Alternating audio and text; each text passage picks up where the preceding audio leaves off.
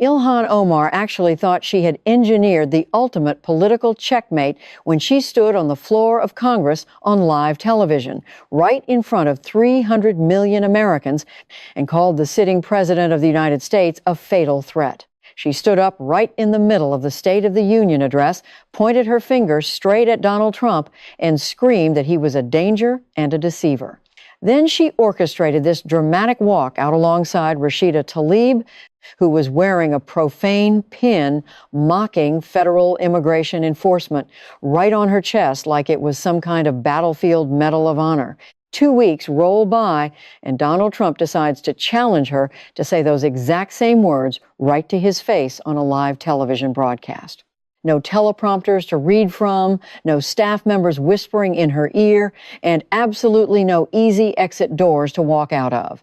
She actually accepted the challenge because she truly thought she was walking into the crowning fight of her political career.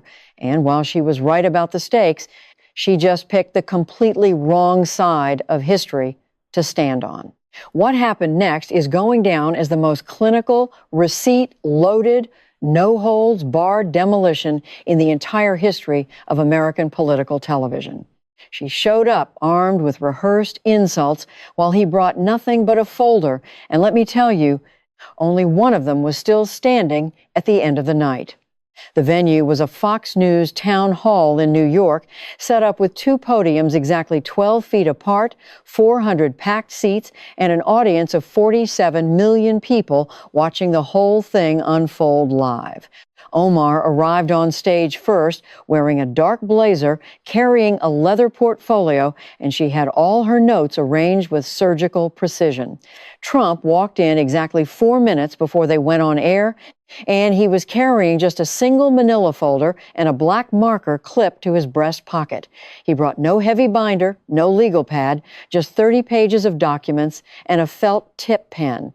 They gave Omar the floor first, and for 11 straight minutes, she just unloaded every talking point she had, throwing accusations of fascism, bringing up his 34 felony counts, the January 6th Capitol riot, travel restrictions, and immigration detention facilities.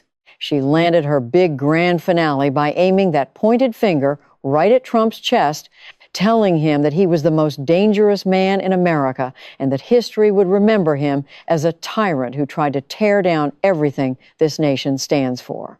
The upper seating gallery exploded in cheers, while social media algorithms immediately started declaring that she had destroyed him.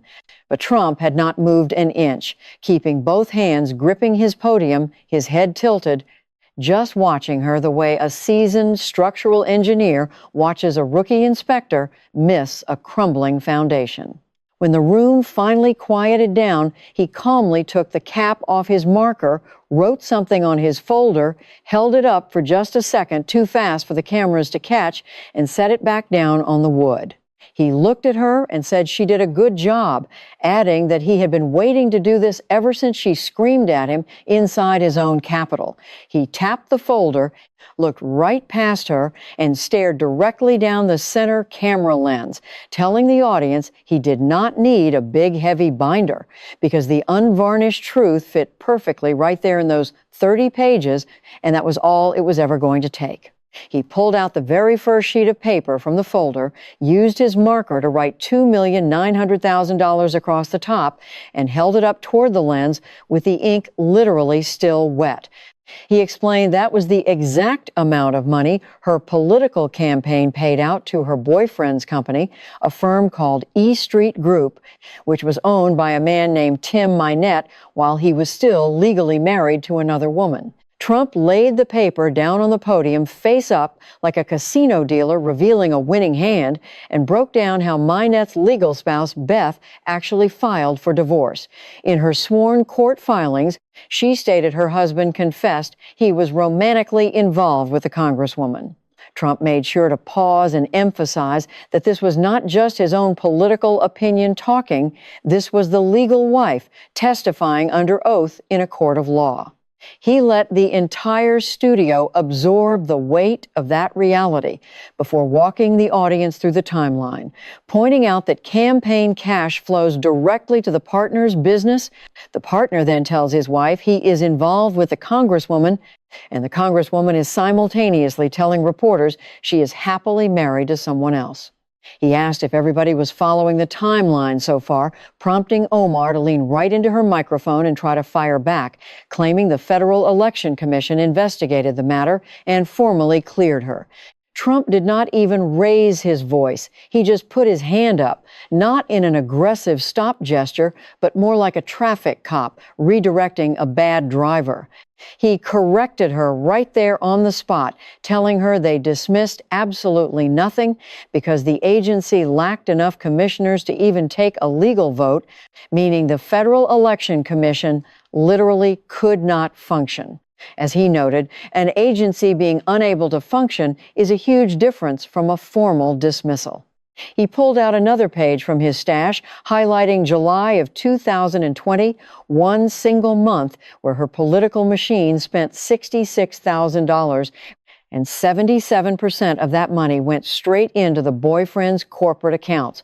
That is 77 cents of every single donor dollar. He spelled it out for the voters back home, saying that someone in Minneapolis sends in $20 because they genuinely believe in her cause, and $15.40 of that goes directly to her romantic partner. He uncapped the marker again, wrote 77% right under the first number, held it up for the room to see, and promised the crowd it was about to get worse for her, because it always does when financial layers are peeled back. He reached deeper into his folder and pulled out internal billing records, explaining these were documents handed over to federal investigators by a cooperating witness who used to work for the boyfriend's firm, someone who went to the Justice Department because even her boyfriend's own staff knew this operation was wrong. These specific ledgers showed the campaign being billed for consulting services on the exact same dates that flight records proved she and her partner were taking vacations together at a hotel down in the Caribbean, a resort out in California, and a weekend getaway in New York. He looked right at her and stated that her political donors thought they were paying for campaign outreach, but they were actually funding her intimate romantic trips, calling it exactly what it was, which is financial misappropriation disguised by a decent filing system. Her hands gripped the edges of her podium so hard her knuckles went white, while right behind her, a staff member's phone screen lit up and quickly went dark, signaling the panic in her camp.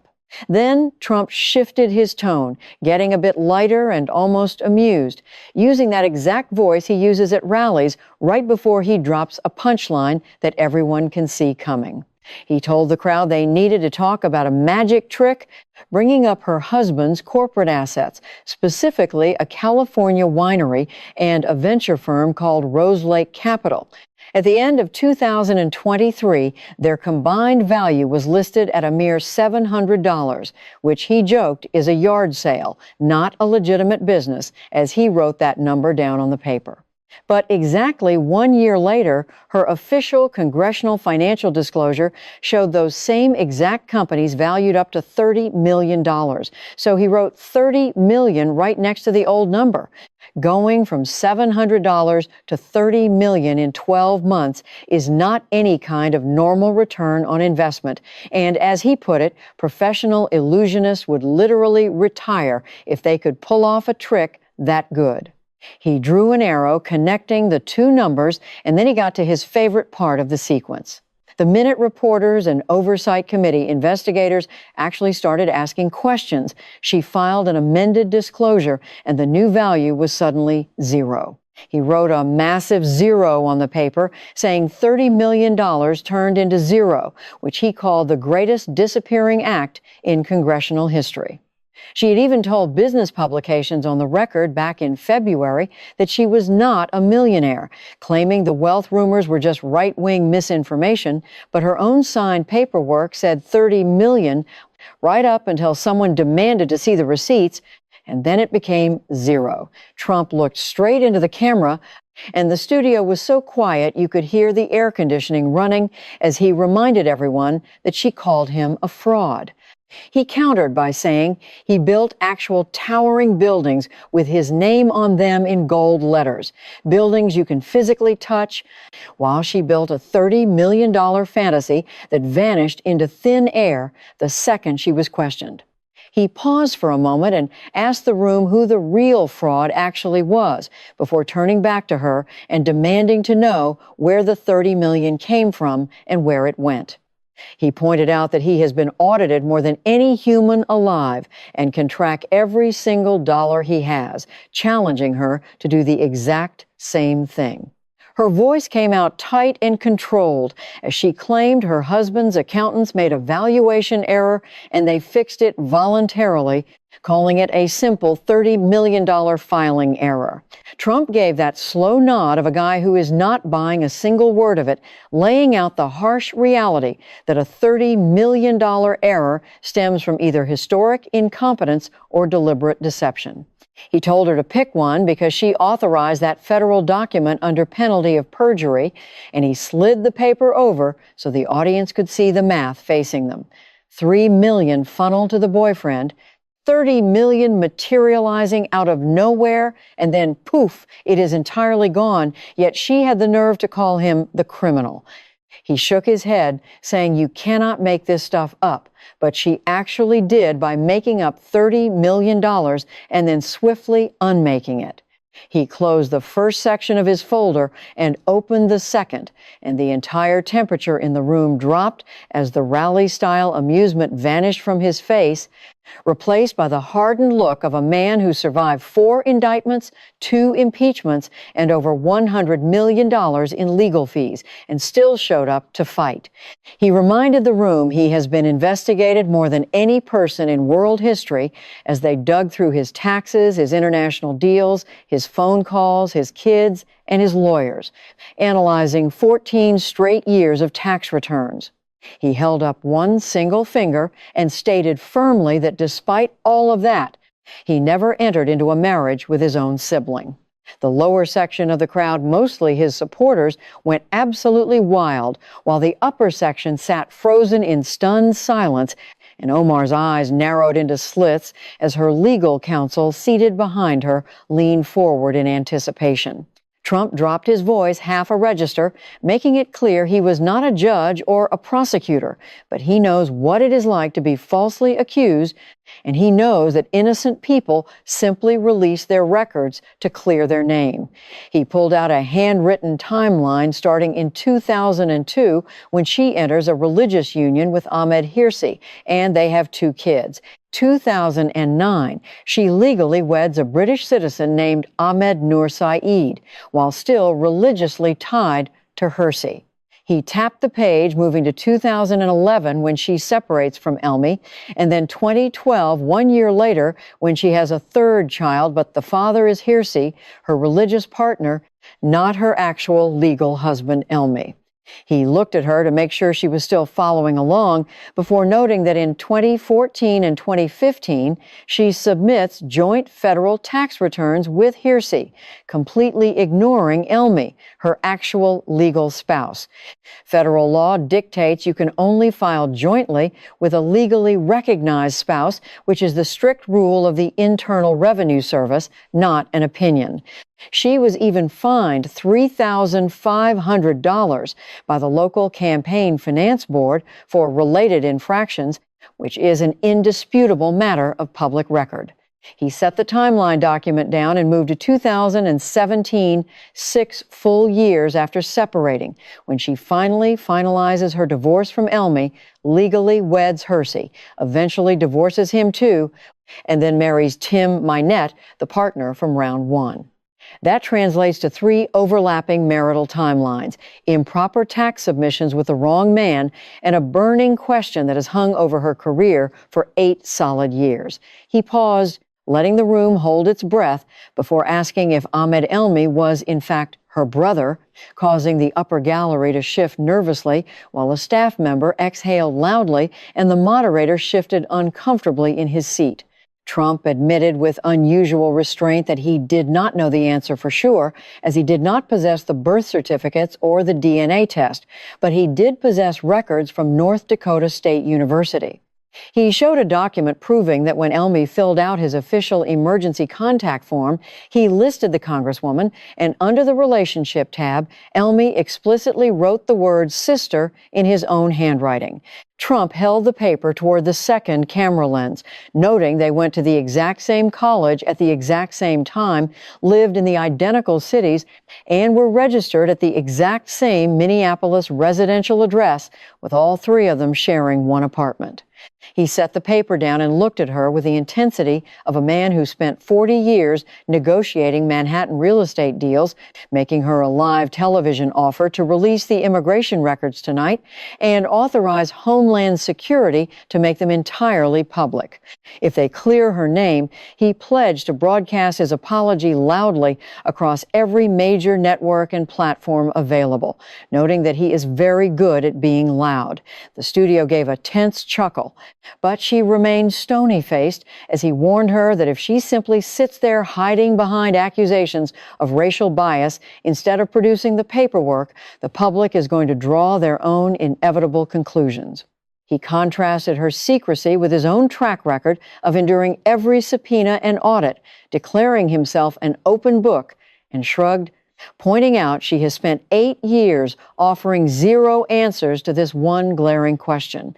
He reminded her that the legal immigrants in her own district, the people who navigated the complex bureaucracy honestly and filed every form, are demanding the truth as well, because this issue hinges entirely on documentation, not demographics, stripping away her favorite defensive shield. Her voice cut through the room, dismissing the entire narrative as a discredited, prejudiced smear, but he fired back instantly, tapping the podium twice to differentiate between a claim being debunked versus merely being denied. He explained that debunking requires evidence that shatters the accusation, while a denial is just a stubborn refusal to engage and prove innocence, telling her she has spent 8 years denying, but she has never actually debunked anything. He closed that tab in his folder and pulled out a fresh newspaper clipping about Amy Bach, the ringleader of a massive pandemic relief scheme who was sentenced to 41 years in federal prison for the largest theft of federal aid in American history. $9 billion was stolen from federal programs designed to feed impoverished youth right in her own home state and district, and he pointed out it was not done by strangers, but by individuals embedded within her own community and political network. He swapped the clipping for a summary of a state fraud prevention report released just weeks prior, detailing how a bipartisan panel concluded that her specific legislation, the Meals Act, removed the essential security measures from the nutrition program. She had slipped this provision into the Primary Pandemic Response Act, opening the floodgates for unverified, for-profit entities to drain the funds, and he told her she built the doorway and the criminals simply walked right through it. When the committee summoned her to testify and surrender her records, she ignored them, relying entirely on her partisan allies to block the subpoenas. She tried to interrupt, attempting to shift the blame by pointing out that his administration actually signed the broader relief package into law, but he cut right through her defense, noting he signed a $2 trillion emergency package spanning thousands of pages, while her specific disastrous provision was hidden deep within it on page 400 and something. She authored it, she understood its implications, and her network capitalized on it. He pulled out a handwritten letter on lined notebook paper, holding it gently with a reverence that was entirely absent from his handling of the financial ledgers, explaining it was correspondence from Fatima, a legal immigrant and mother in her district, whose children lost their legitimate meal funding because political insiders stole the $9 billion. While the Congresswoman dismissed the investigations as mere chaos, he read how this mother wrote that she played by the rules only to watch her children go hungry while corrupt officials lined their pockets, begging for presidential intervention because her own representative refused to answer questions. Trump set the letter down, his jaw clenching as the theatrical persona melted away to reveal genuine, righteous anger that $9 billion was stolen from vulnerable youth, and she had the audacity to frame the investigators as the enemy. Without pausing for breath, he pivoted to his next target, keeping the audience completely off balance by bringing up a banquet in early 2019, quoting her exact dismissal of the September 11th attacks as merely an event where some people did something. Nearly 3,000 citizens lost their lives, and she minimized the actions of foreign terrorists as if she were describing a minor fender bender in a parking lot. Speaking with a quiet intensity that cut far deeper than any shouting, he recalled being in Manhattan that day, watching the structures collapse, losing acquaintances, and dispatching his own crews into the rubble to help, stating that never in his life had he heard an elected official reduce that tragedy to such trivial terms until she spoke them. He displayed a photograph of a first responder's son at Ground Zero, wearing her dismissive quote printed right across his chest, noting the man's mother was killed in the towers, and despite his pleas, the Congresswoman never offered a single apology. Sweeping his hand across the stand, he launched into her history of prejudice, citing her claims that a Middle Eastern ally had hypnotized the globe and her accusations of dual loyalty driven by financial motives. She equated the Republic and its allies with militant organizations and branded collegiate protesters as genocide supporters, rhetoric that forced the legislative chamber to pass a condemnation resolution with over 400 of her own colleagues declaring they had seen enough. Staring down the lens with flat disbelief, he summarized her entire rap sheet of billions stolen from children, a national tragedy minimized, citizens targeted with prejudice and bipartisan condemnation. Yet she had the nerve to stand in the legislative chamber and brand him a lethal threat. He turned toward her and demanded to know who the real danger truly was. Her staff grew frantic, whispering urgently as her grip on the podium tightened until her knuckles lost all color under the harsh studio lighting, and she stammered, accusing him of exploiting sorrow for political gain. He shot back that he was merely reciting her own voting record, her own quotes, and official committee findings, meaning if her resume exploits sorrow, the burden rests squarely on her shoulders. The screen attached to her stand suddenly illuminated as he produced a small presentation remote, and a single click filled the display with footage from a Minneapolis hotel ballroom in early 2024. The clip showed her addressing a crowd of her constituents in her native tongue, her cadence soaring with the comfort of a politician surrounded by her true base, while English subtitles scrolled beneath her, displaying the viral translation that high-profile tech billionaires had labeled an act of betrayal. The text declared their primary allegiance to their homeland and faith, promising to leverage the American system to dictate policies favorable to foreign interests from the inside. He let the recording run for 30 seconds, the room locked in complete silence, before freezing the frame on her mid-sentence, wanting everyone to absorb those words one more time, emphasizing her promise to protect foreign interests from within the domestic government. He pulled a fresh document and slowly recited the naturalization oath she took when she became a citizen, highlighting the solemn vow to entirely renounce allegiance to any foreign sovereignty, noting she had sworn that exact oath only to stand before a crowd and pledge to manipulate the government on behalf of another nation. Her response was immediate and strained, claiming the translation was a discredited fabrication, but he countered that he had commissioned 3 independent, certified court interpreters with native fluency and 0 political ties, and they all agreed on the substance of her speech, setting their sworn affidavits down on the wood, He offered a compromise to use her own office's sanitized version of the transcript instead, pointing out that even her own managed translation admitted she vowed to use her legislative seat to block foreign naval agreements affecting her native region. By her own admission, she was utilizing domestic congressional power to execute foreign policy on behalf of another country. Stepping toward the center of the stage so the lens captured them both in the same frame, he recalled the night she labeled him a killer in front of the entire world, dropping his pitch to describe seeing a woman who broke her oath, screaming at the executive branch not out of moral conviction, but out of sheer panic because she had been caught. She was screaming because the walls were closing in on the missing $9 billion, the financial misconduct, and the inescapable truth that federal investigations were mounting, and he diagnosed her outrage as pure fear of impending discovery.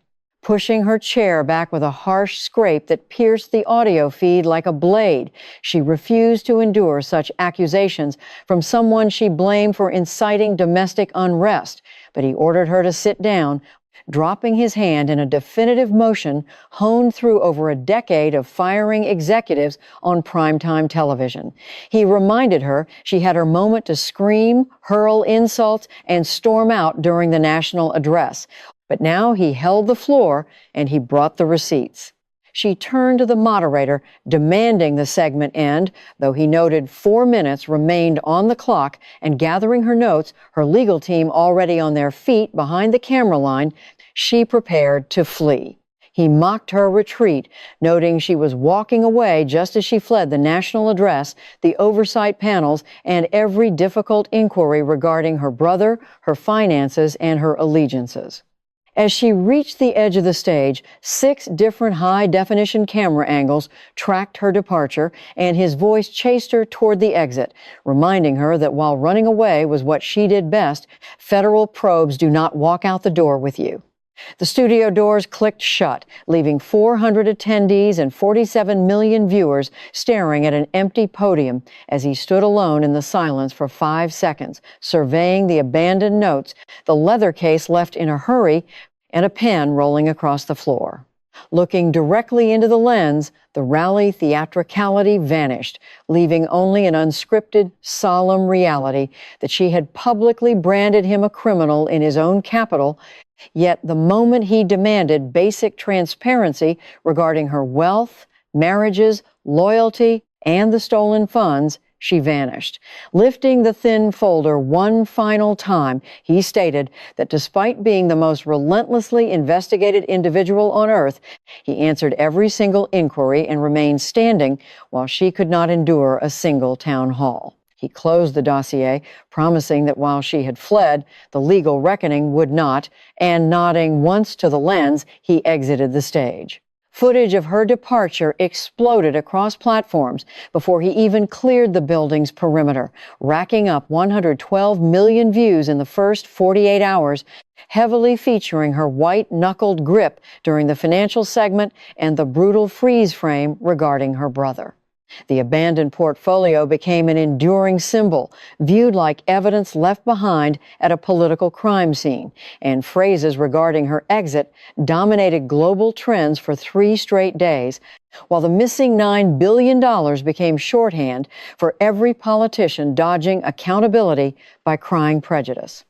His parting shot about her running away mutated into a universal meme within hours, applied to everything from sports collapses to corporate disasters. 36 hours passed before her communications team issued a heavily edited, sub-3-minute video framing the event as a coordinated, prejudiced spectacle aimed at dehumanizing her identity.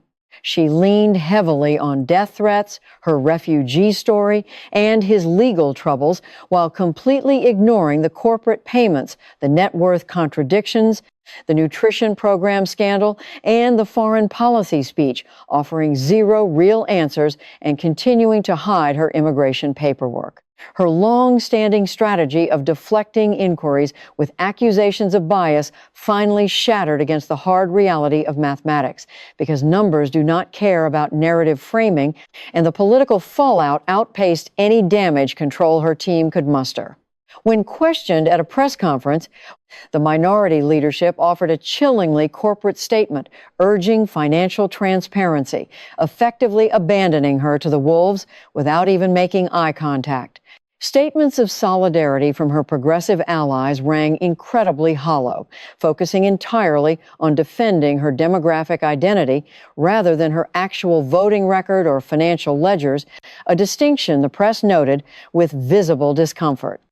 The bureaucratic machinery began spinning with terrifying speed as oversight panels escalated their probes into the vanished $30 million, issuing enforceable subpoenas for all associated corporate entities and shell companies.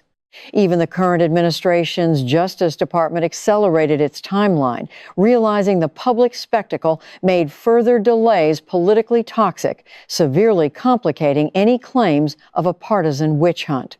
In her home state, the structural damage was catastrophic, with her approval numbers plummeting 11 points and dropping 19 points among older voters as a formidable primary challenger emerged. A seasoned Somali-American community accountant named Amina Farah, who raised nearly $4 million in grassroots funding almost instantly. This challenger's launch video featured her holding a financial ledger outside a community center, promising the district a representative who actually understood the difference between $30 million and zero, a clip that hit 22 million views. As progressive media outlets began a slow, careful distancing operation, publishing essays on the necessity of true financial accountability, the legal net tightened month by month, and the venture firm tied to the sudden wealth spike hit a federal watch list due to suspicious offshore wire transfers, while the romantic partners business quietly dissolved in April. Formal ethics complaints mounted, warning that filing false reports under penalty of perjury carries severe federal consequences, and the lucrative speaking circuit that fueled her brand evaporated overnight, with university contracts canceled and gala appearances restructured. The entire industry built around her name was contracting in real time, and everyone in Washington could see the trajectory. Meanwhile, in a modest apartment just 6 blocks from the controversy, Fatima, the mother whose plea was broadcast to the nation, watched the carefully manicured response video on her phone while her young children played nearby. Seeing nothing but excuses and zero answers regarding the stolen lunches, she closed the application in the quiet of her home, listening to the hum of the refrigerator, and calmly logged onto a political platform, searched for the primary challenger, donated $25, and set her phone down. She remained silent, looking at her children, knowing some actions speak far louder than any political rhetoric. You just witnessed the brutal reality of what occurs when baseless outrage collides with hard documentation. Because she brought rehearsed rage, he brought a folder, and only one possessed the receipts to survive the night. She fled the stage, he held his ground, and the federal probes followed her all the way home. Her legal troubles are just beginning. The subpoenas are issued, the challenger is rising, and somewhere in Washington, a 30-page folder is waiting for the next hearing. Because she branded him a fatal danger, he proved her a financial illusionist, and only one of them actually had the receipts. God bless our veterans, every immigrant who respected the process, every taxpayer whose funds were misappropriated, every child who lost a meal, and every citizen who demands that an oath to this nation actually means something, because she walked out, but the undeniable truth walked right in, and it is not going anywhere.